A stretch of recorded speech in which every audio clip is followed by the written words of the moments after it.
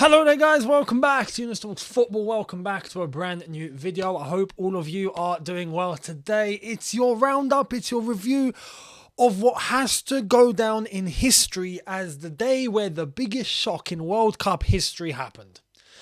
Unbelievable. 4 games to get through. We will go through all of them. Argentina, Saudi Arabia, Mexico versus Poland, Denmark versus Tunisia, which was played before Mexico versus Poland, and France versus Australia, which is concluded. And we're going to start off with the shock of, I think, the biggest shock in World Cup history. Why? You're probably asking, because there have been previous shocks in previous tournaments. But if we're talking statistically, as we like to talk now in modern day football, we like to throw in expected goals and expected passes and expected breaths of oxygen, right? The statmans and the stat women are going to love this. Saudi Arabia had an 8% chance of beating Argentina today. The 5 biggest shocks in the history of the World Cup. We had Ghana beating the Czech Republic in 2006. Ghana had a 13.9% chance of winning that. We had Algeria beat West Germany in 1982. Yours truly. 2-1. 13.2% chance Algeria had of beating West Germany, who went on to win the competition that year. Switzerland beating Spain in 2010 had a 10.3% chance of winning that day. And they did. Spain, I believe, went on to win that competition as well. The USA in 1950, 1-0 win against England.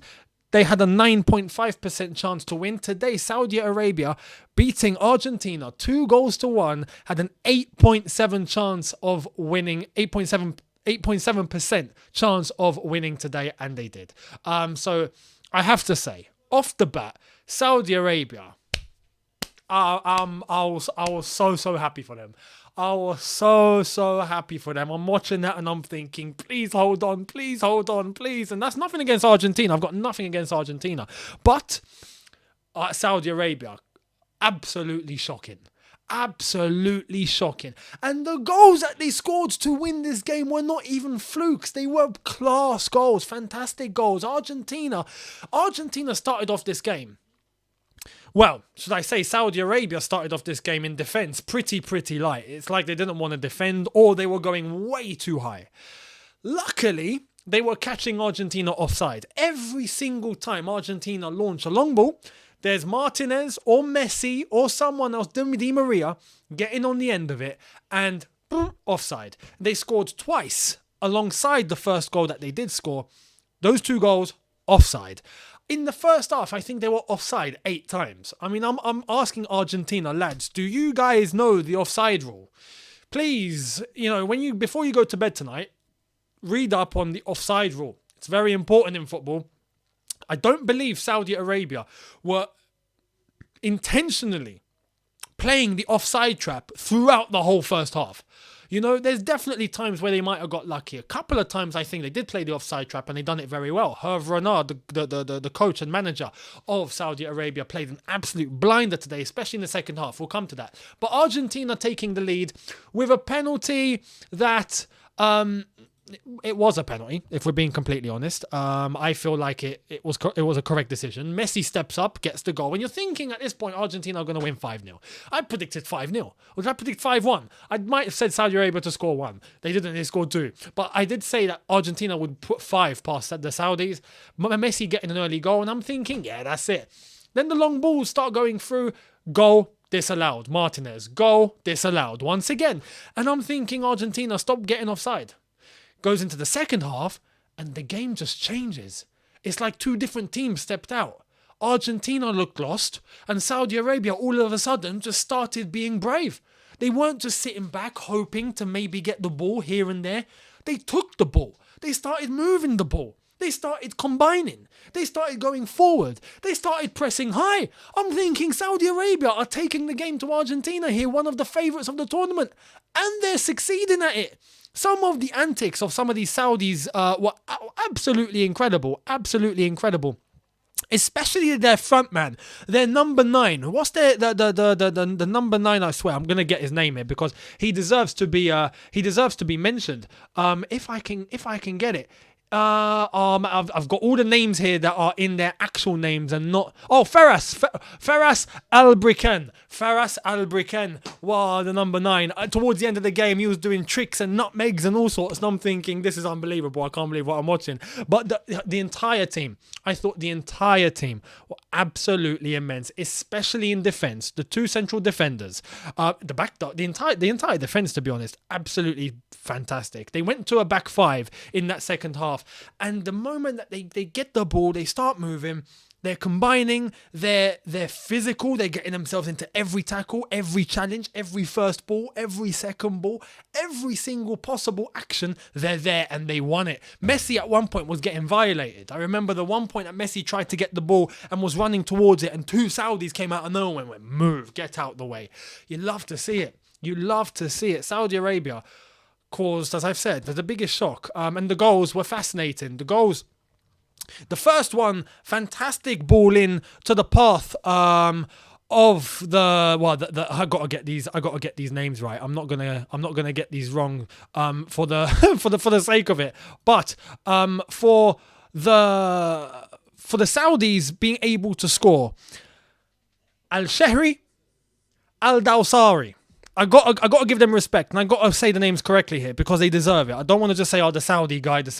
I've got the names up. The first goal, in the 48th minute, great ball straight into his path. He manages to physically get past with the defender. I think it was Otamendi, and he manages to hit it with his left foot into the bottom corner.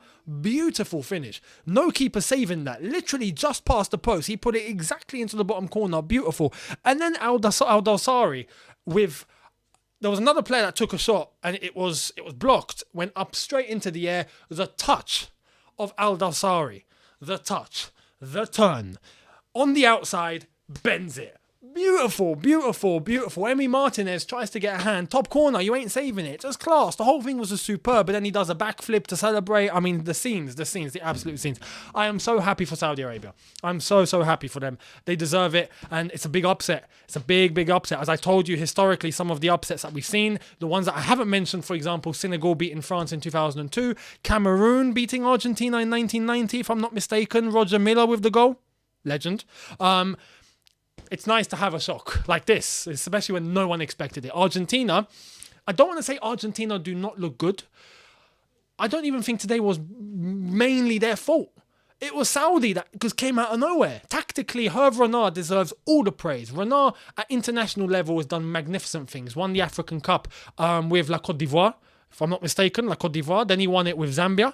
Then he managed to qualify Morocco to the World Cup in 2018. Then he manages to do this. I mean, the guy is a tactical genius. And to be able to contain Argentina in the way that he did with the Saudi team is to be applauded.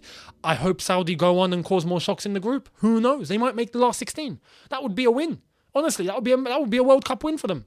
So congrats to Saudi. Much congratulations. I'm very happy for them. And we'll see where it goes from here in that group. The other game, Denmark versus Tunisia. I told you that Tunisia were not going to be just some pushovers, right? I told you they've got substance. But the one thing that Tunisia impressed me today with was their defense. I didn't think they would be as solid defensively as they were today. You saw bits of the flair and they had chances that they could have buried and they missed a couple of sitters. I don't understand how they missed, right? Denmark, you could say the same, but the goalkeeper for Tunisia was absolutely fantastic. Kasper Schmeichel came at clutch at times as well. But Tunisia, defensively, were better than I thought they were going to be. Technically, they showed a little bit of their flair. Denmark, they showed some of their class, some of their control, especially midfield. Eriksen, I thought, had a decent game. Overall, though, 0-0 and a draw is a fair result. Now, the penalty controversy at the end is what I'm sure the talking point is going to be. Let me explain. The rule, there's two things as to why that was not a penalty, even though you can say it hit his hand. But the rule now that is imposed by FIFA is if it hits a body part first and then gets to the hand, it's not a penalty. The second thing is there was a defender in the box. There was a defender in the box, a Tunisian defender, on the left-hand side, away from the action, but in the box, who got fouled at the moment that took place. I think the free kick was given for that, because it went to VAR and he took a look and he gave a free kick. You wouldn't give a free kick for someone mistiming a handball, you'd give a free kick for a foul. So I think it was because of the foul. So at the end of the day, no penalty, fair enough. And 0-0, a draw is a fair result. Not to take anything away from Denmark. I thought Denmark played really well too. It's a fair result. They both showed that they were strong. It was a very dynamic 0-0, a 0-0 where a game where you'd think that there would have been goals and there were chances, but it finishes 0-0. And it's a decent result. Obviously, the game in the other group we'll get to in a little bit. Mexico versus Poland. Again, another penalty fiasco, but this time Lewandowski was the one who missed. Ochoa, once again at the World Cup, coming to heroics. We know this guy from previous tournaments. He comes in clutch when there's a tournament. During the season, you don't really hear about him. And then there's a tournament and he just shows himself. Beautiful save. Penalty was a penalty. Lewandowski steps up, takes it, and I don't think it was that bad of a penalty, although you could see on Lewandowski's face, he was scared or nervous. You could see his body language was off. But I felt like he struck the ball well. Just a really good save. Ochoa is a great shot stopper. Maybe someone that Chelsea look at. I'm kidding. You never know. Maybe in the league he's not that good. Anyway, but Mexico, Poland finishing 0-0 because of that penalty. If not, Poland would have probably won. Mexico with a few chances, nothing too major. And 0-0 is probably a fair result in that context. And that rounds up the group. Saudi Arabia, absolutely, unbelievably, are sitting top of Group C. And with Group D, we go to France and Australia, and I did say 3-0. It finishes 4-1. I was in the midst of giving you guys the preview earlier on, and I'd heard that Australia scored. I took a few minutes to go and do the preview for tomorrow, so make sure you catch that. It's here for you guys to watch. Click on this little icon that you can see, and you'll be able to get there. But Australia scored, and I went and checked, and I was like, oh my God. And I saw everything going back, and Australia, the first 20-25 minutes were blitz. Absolutely blitz. Dominance in midfield, energy, all sorts. And then it was like you turned the switch off. Literally turned the switch off. Okay, that's it. They've gone to sleep. There's no Australia now. It's finished. It's finished. France, at that point, they come out of nowhere. It was a great goal by Goodwin. Deserves a lot of praise. Australia going 1-0 up. You just knew they weren't going to hold, though. You just knew. As I said yesterday in the preview, the quality in that French squad is just too much, even though I think they've got problems. And you could see in the first 20-25 minutes, the problems were evident. After that, they gained a little bit of confidence and a little bit of space that they managed to exploit. But overall, you play like that for the first 20 minutes against a big team, you're getting punished. If Australia can score like that, any big team will demolish you. This is why I'm looking at France and I'm thinking they're not going to go far. But there's a very positive point about France today. And that goes to Olivier Giroud, who has, in fact, taken over. He's matched now. He's matched Thierry Henry's record of 51 goals for the national team. It's the all-time record. And he's matched it by scoring 2 today. Much congratulations. The first goal coming from Rabiot with the header. Great header. Great ball in by Hernandez. The second with Giroud, Rabiot getting involved with the assist. Dembele sets up Mbappe for the third once again. It was pretty evident that the way to score against Australia was just whack the ball in between the two central defenders and you're going to get a header. They were so exposed. Keeper wasn't really coming out, even if the distance was quite small. Unlike Mendy, who decided to run a mile to go and punch it yesterday. That's different. But Dembele setting up Mbappe. Mbappe scores and he celebrates like he's about to win the Champions League or the World Cup, ironically, for the third goal against Australia. Pipe down a little bit. Kylian, relax. It's not even a second group stage game yet, mate. Still, we'll see what France do against Denmark and Tunisia, because if you go to that Denmark and Tunisia game from earlier on, you'd realise the quality that both of them have. I think both of them can do something against this French team. We'll wait and see, though. And then the last goal, Olivier Giroud coming in to mark the 51st goal of his international career to match Thierry Henry. And I'm very happy for Olivier Giroud. Obviously, Giroud being an old Chelsea player too. All the Arsenal fans, I think, should be happy for him as well. But Giroud couldn't have happened to a better guy. Honestly, couldn't. He's not a legend, but he's now achieved something quite legendary. You've matched Thierry Henry, who's regarded as one of the best strikers of all time. You know, Giroud just walked in and go, yeah, I've got 51. You know? So honestly, much deserved. Well done to Olivier Giroud. And they're 4-1 winners on the day. So France do go top of that group as Denmark and Tunisia sit in second and third with Australia bottom of that group. And we'll see what happens tomorrow. As I've said, make sure you catch my preview if you haven't already by clicking here to catch that preview for tomorrow's games. Tomorrow's 4 games, so make sure you enjoy all of those tomorrow. And I will see you then for the preview coming for the day after. And I will give you the match review for all the games that goes on tomorrow as well. So I'll see all of you tomorrow. Thank you so much for watching. Hit the subscribe button if you are new. Hit the notification bell to be notified once I've uploaded. Smash like button if you've enjoyed this. And I'll see all of you tomorrow. Have a good one, people, in a bit. Take care and peace.